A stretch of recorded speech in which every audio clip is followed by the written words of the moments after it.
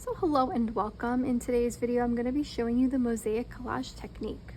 For this technique, we're going to be using magazine as our colored material to create images like these.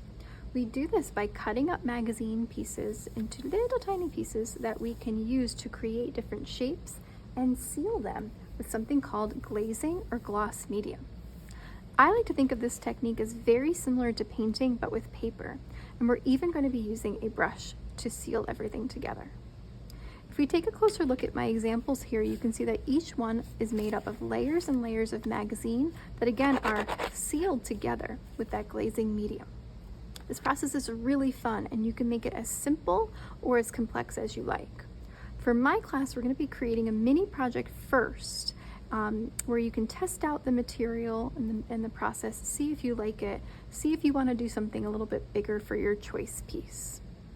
In this video, I'm going to walk you through the overall process. We're going to talk about how to design your work, how to get started, and some tips and tricks along the way.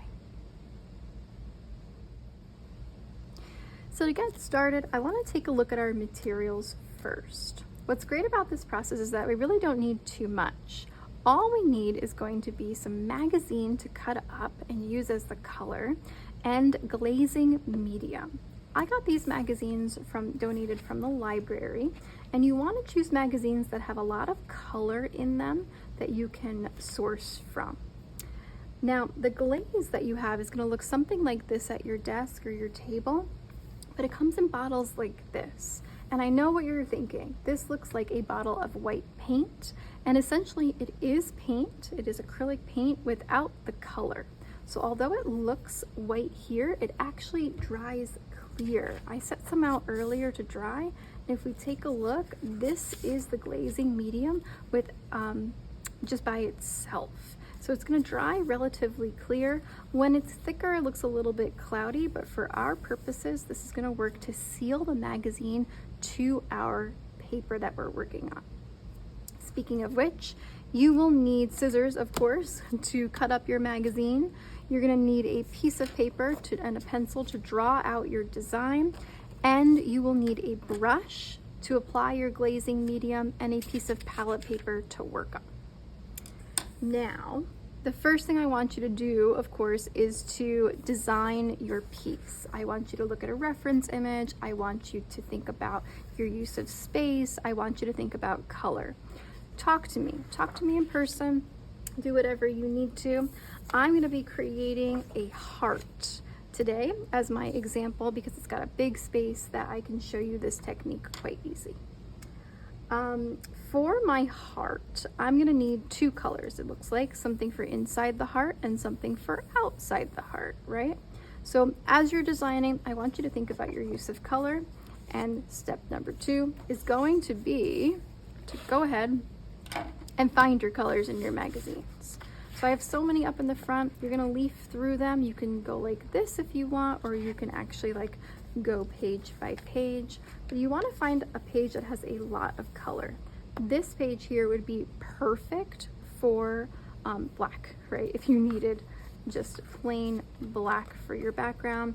Here we have some red. Try and find something that has a lot of color for you to choose from. Sometimes a magazine will just not work out for you.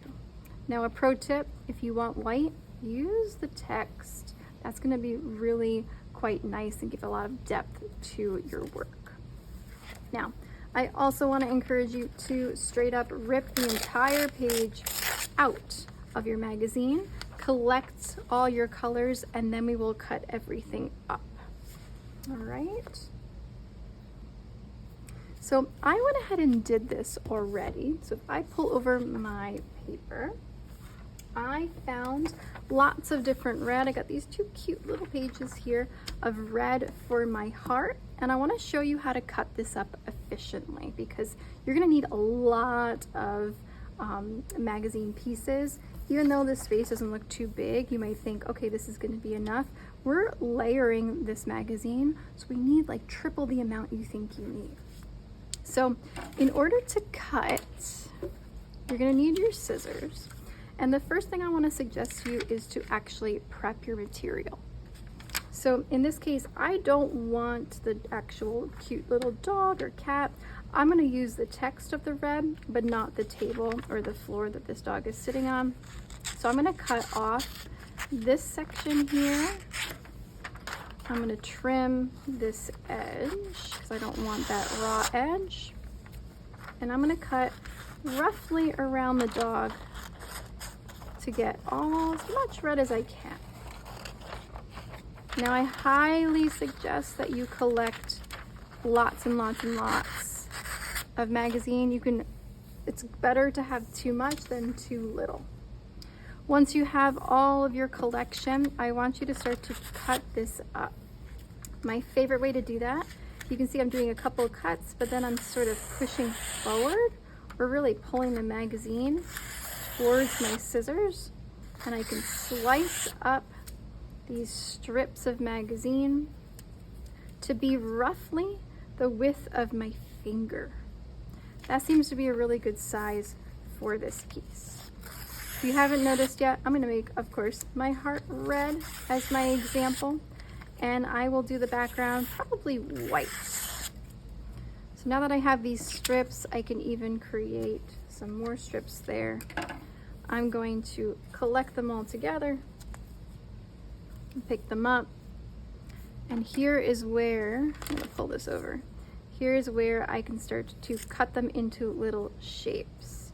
I like these little trapezoid shapes because they help me create thin and thick edges, and they're really good for overlapping. So I like to sort of go back and forth with my scissors. You don't want to do something like that. That's a little bit too big. You think it's going to be better to have bigger pieces, but it's actually a lot better to have something slightly smaller. But this might be a little too skinny, a little too small. Something in here, something about the size of my thumbnail or my fingernail is a really good size to stay in. So this part is going to take you a while.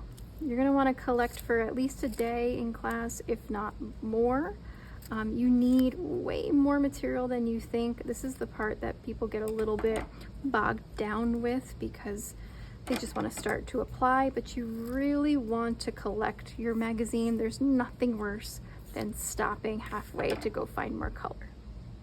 Now, I already did this and I've got lots of different reds to choose from. I also did my white here. That's going to be my background. And so let's talk about actually applying our magazine. So when you're ready to apply your magazine to your actual drawing, that's when you're going to need to go back to your brush, and that's when you're going to need your palette paper. Now, like I said, this is what the glaze will look like at your table. You're going to want to open it up, and this is for everyone. This is the only thing that should be at your table in terms of paint, so it shouldn't have other colors mixed in. But you're going to take like 1 or 2 scoops over to your palette paper. You can always take more. You cannot put it back, right? And then you're going to seal this up for someone else. And then I like to take some of my magazine and sprinkle it on here. Just a little bit. I have mine in this box. I might give you like a little envelope or something to store your magazine in from day to day. All right, here comes the best part. We are going to start to place our magazine from our palette paper onto our surface. The first thing you need to do though is to hydrate your surface with the glaze. So I'm going to take my glazing medium. I'm going to come in here and I'm going to sweep over exactly where I want to start to paint today. It needs to be wet in order for the magazine to stick.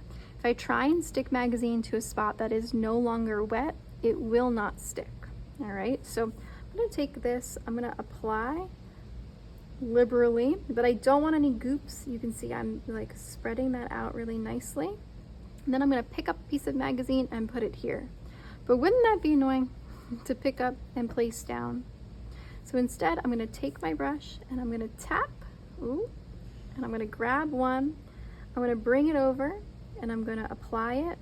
And then I'm going to add more glaze on top. I'm going to do the same thing to that one. I'm going to tap to grab and I'm going to place it down layering it on top, and I'm going to seal it with more glazing medium. Tap, place it down, and seal. Tap, place it down, and seal. You can see that that is already starting to create that color field we're looking for, and it is nice and sealed on there. Now for contrast, to show you there's nothing over here, if I take a piece of magazine and I put it down, even if I put like the craziest amount of glue on top, the moment I pick this up and it starts to bend or something, it's just gonna peel right off. Do you see that? Because there's no glue underneath. So you must apply the glue, or really the glazing medium first, then you can drop down your magazine and seal that on top. Now, one of the biggest other things that I see people do a little bit strangely is not layering. They try and like line it up perfectly with the one next to it, and then it just looks really sort of uniform in a way that isn't quite perfect, and it can be kind of odd. So my suggestion, what I think looks a little bit better, is if you really just layer like crazy and enjoy the process of layering, as opposed to trying to line it all up. When you come to these edges though, if you take a look, I can use my brush to sort of help me place that. And if you don't like using your other hand, I will often have tweezers in my other hand to help me place things. So I have tweezers up in the front of the room for you. This helps you just like hold it down for a second, and you can like get used to applying it like this. All right, this is really useful. If I pull over this one here, if you take a look, there's these teeny tiny little blue lines, or all this little business, right? They definitely use the tweezers, or they intentionally cut the magazine like that to create those crisp edges. And honestly, that's really it. I'm not gonna lie, I love this process because it feels a little bit like a puzzle. So if you're a puzzler, if you like jigsaw puzzles or any other types of puzzles, you're gonna love this, because I'm sort of placing it together and making sure it all fits where it needs to be. But it's also like, you're not really thinking about it too much, right? You don't have to make a lot of decisions. You're just making choices and decisions about where your pieces are going, and I think it's quite relaxing. A lot of students say the same. So I hope you like it. It can be a little frustrating sometimes to get the right piece, or if you run out of paper, right?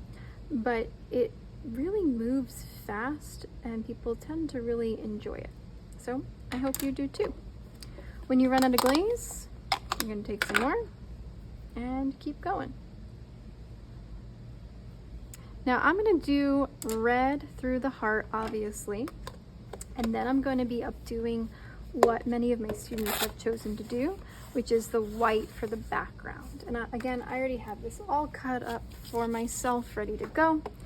And I'm going to do that all right here, right now. So I'm going to speed up the camera so that you can see that process start to finish. Sometimes I encourage people to let their work dry overnight, stuff like that. If I run out of time today, you might see me come back in a different outfit or something. But I'm gonna speed this up for you so you can see the entire thing.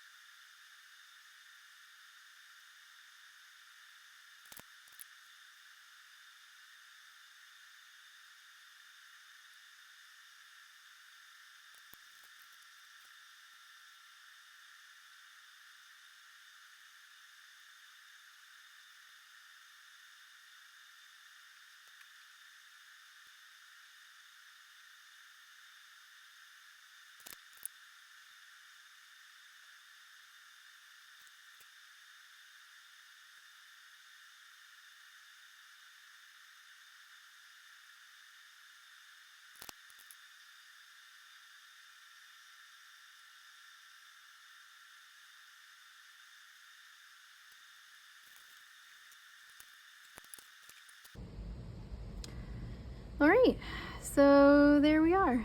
Here's my completed mosaic collage. I hope you enjoyed our little speed run of this process. If you're in my classroom, we will discuss in person about how we're going to be storing our work and where we're going to be keeping our in-progress pieces. The one thing that I want to talk about that is super important is going to be cleanup. For your glaze, if it's in a container like this, you do want to make sure it's completely sealed. This will dry out overnight, so that is something to think about. But I want to talk about your brush. Now, like I said earlier, this is essentially acrylic paint without any color. So it is just plastic. So if you do not wash your brush out super well at the end of this process, all of that plastic is going to dry in your bristles and make this rock hard. So the one thing with this project that really gets me crazy is when students don't wash their brush, because you need that brush to be able to move to paint on your glazing material. That's just water there. And if it can't move back and forth, if it isn't flexible like that, then it's gonna be really uncomfortable. Here, unfortunately, I have my little brush graveyard from the past couple years. They look okay until you really look closely at them. They are literally like rock hard. So like I can barely bend them. This one maybe I could salvage, but something like this, it's like completely gooped up. If you look at the difference, it's completely gooped up with the glazing medium, so much so that it's rock hard, right? So you will have your own in our classroom. You will be using your own assigned brush, and if your brush becomes like this, guess what? You're gonna be painting with this stick, and it's not going to create this smooth effect. It's going to create a really bumpy surface, which is uncomfortable to work on. So the number one tip I have for you is to really clean your brush. You will not be able to tell by sight. You will need to make sure that you're washing it super, super well at the sink every single class period. All right, so that's my little pro tip for the future. You don't want this to become you. If you're a teacher watching this, my suggestion is to have each student have their own assigned brush. We usually write our name. This brush was Edwin's once. And that way they keep better care of their brush. But if you're a student in my class, you know the drill, you know why. Obviously, we keep our brushes nice and clean. The other thing is, this will peel right off our table here, but it is a pain. I'm gonna wash this table myself. At your desk, you will be using a placemat, which will help us in terms of cleanup as well. All right, again, I hope you enjoyed this process. I hope you create some beautiful artwork, and I can't wait to see what you make this year. All right, and with that, I will see you soon.